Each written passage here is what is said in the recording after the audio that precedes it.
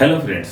तो आज daily routine यानी हमारा सेक्शन नंबर 1। आज हम इस सेक्शन में देखेंगे कि कैसे हम अपने दोस्त का परिचय, जिसको आप इंट्रोडक्शन बोलते हैं, वो अपना परिचय किसी दूसरे के साथ में करवा के दे सकते हैं। मेरा बोलने का मतलब है कि सपोज कीजिए कि ये एक मेरा फ्रेंड है जिसका नाम अनिल है, ये मेरा दूसरा फ्रेंड है जिसका नाम सुनील है, लेकिन ये दोनों एक दूसरे को नहीं जानते। तो मैं अपने इस दोस्त का परिचय इस दोस्त से कैसे कराऊंगा इंग्लिश में। इसको ज़रा सा ध्यान से देखिएगा क्योंकि वर्ड्स बहुत ही इंपॉर्टेंट है। क्योंकि अगर आपकी एक भी अल्फाज गलत होता है या एक भी वर्ड गलत होता है तो आपका बोलने का मीनिंग बदल जाएगा। तो देखिए ध्यान से कि मैं किस तरह से अनिल को सुनील से इंट्रोड्यूस कराता हूँ। Anil, I would like you to meet Sunil. And Sunil, this is Anil. Anil, this is Sunil. समझे? मैं बोलूंगा Anil, I would like you to meet Sunil. And Sunil, this is Anil. Anil, this is Sunil. एक बार फिर से, अगर आप इस लाइन को अच्छी तरह से लिख लीजिए कि I would like you to meet, I would like to meet you नहीं। अगर आप ऐसा करेंगे, अगर आपने ऐसा कहा कि जल्दबाजी में क्या होता है कि हम लोग लिख लेते हैं और फिर उसको याद नहीं करते। अगर आप इसको याद नहीं करेंगे तो क्या होगा कि आपके जबान से ऐसा निकलेगा कि जल्दबाजी में I would like to meet you, ऐसा हो जाएगा। तो उसका मतलब ही कुछ और होता है। तो बेटर ये है कि आप इसको याद रखें कि उसको आपको क्या बोलना है कि I would like you to meet. ठीक है, तो हम एक बार और प्रैक्टिस करेंगे।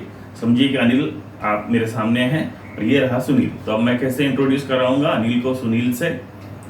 Anil, I would like you to meet Sunil. And Sunil, this is Anil.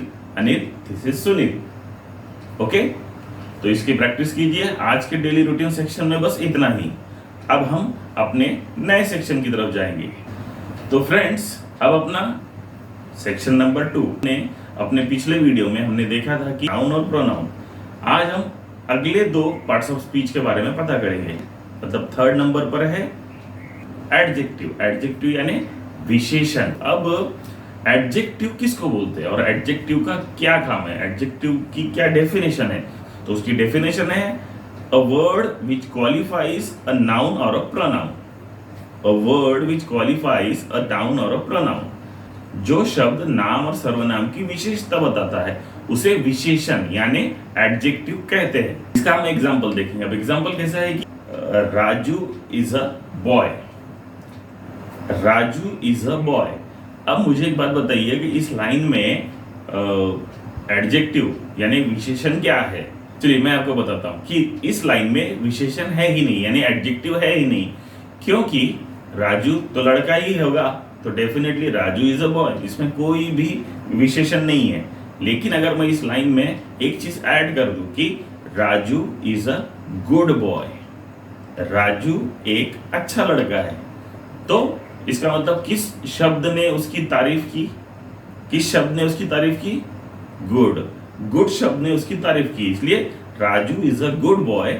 इस लाइन में गुड जो शब्द है वो क्या हुआ? वो हुआ एडजेक्टिव यानी विशेषण। ठीक है, तो इसकी डेफिनेशन क्या थी कि अ word which qualifies a noun or a pronoun. जो शब्द नाम और सर्वनाम की विशेषता बताता है उसे कहेंगे एडजेक्टिव।